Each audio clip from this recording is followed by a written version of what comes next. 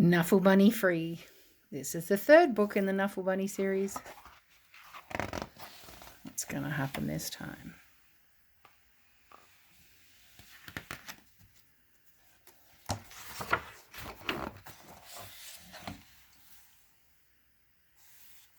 Lots of things about Trixie's life. Wonder what's going to happen.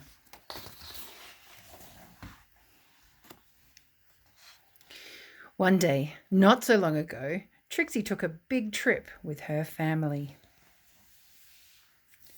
They were on their way to visit Trixie's Oma and Oppa in Holland. Holland is far away. So that meant taking a taxi to the airport, queuing up, watching Knuffle Bunny go through the big machine, waiting some more, and finally getting onto a real aeroplane. On the plane, Trixie played and read. You might recognize the book there. And slept. Before she knew it, the plane had landed. Trixie and her family left the airport and got on a train to go to Oma and Oppa's house. Yay! That says, "Welcome, Trixie." Oma and Oppa were so happy to see Trixie. Soon Oma and Trixie were drinking cold glasses of chocolate milk in the garden. Suddenly, Trixie realized something. Trixie didn't tell her daddy that Knuffle Bunny was gone.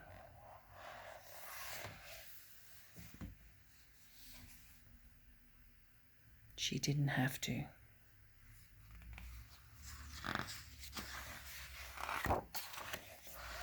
Trixie's daddy called the airline and asked them to look for Knuffle Bunny on the plane. But the plane had left for China. China is very far away. Poor Trixie.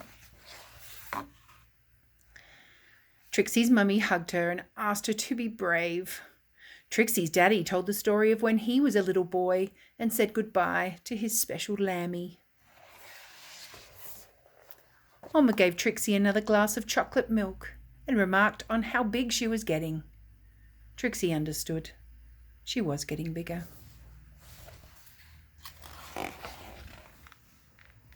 Even if she wished she wasn't. The next morning, Trixie tried to enjoy going to the cafe and swings on the playground and the carnival that was in town. And while the whole week was filled with fun things like eating chips on the street, visiting real windmills and feeding the ducks,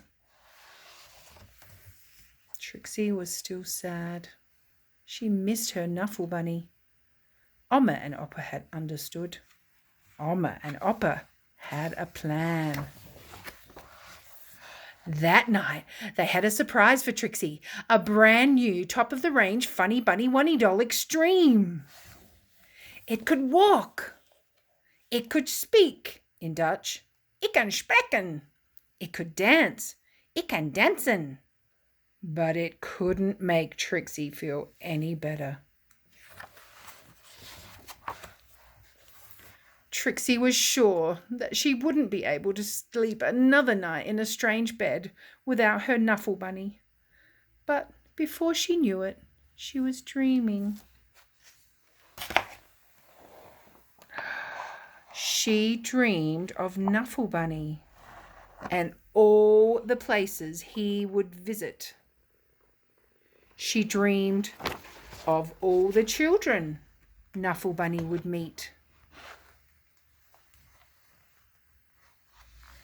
She dreamed of how Knuffle Bunny would make them feel better.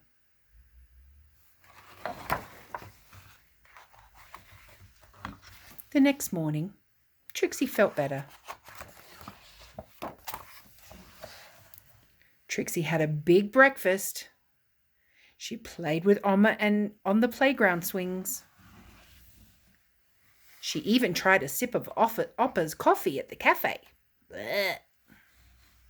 It was a great day. Before she knew it, the trip was over and it was time to go home. Trixie hugged Oma and Oppa as hard as she could. Then Trixie and her family got back onto the train and back onto the plane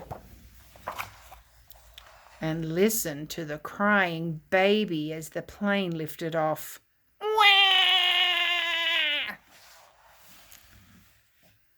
But can you believe it? Right there on that plane, Trixie noticed something. Knuffle Bunny! Trixie was so happy to have Knuffle Bunny back in her arms. What a surprise. Happy enough to make a decision, Trixie turned round and said, "Would your baby like my Knuffle Bunny?" "Really?" asked the baby's mother. "Really?" asked Trixie's daddy. "Really?" asked Trixie's mummy. "Blaggy plaggy," asked the baby. "Really," said Trixie. She was big enough. The baby was happy. The baby's mother was thankful.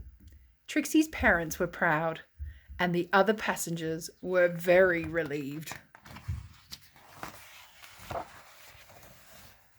And that is how, a few weeks later, Trixie received her very first letter.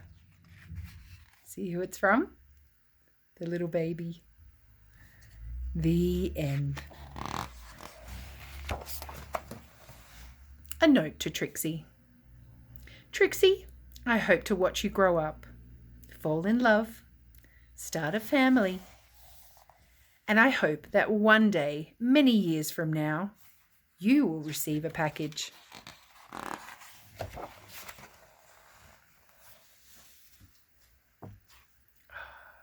From an old pen pal.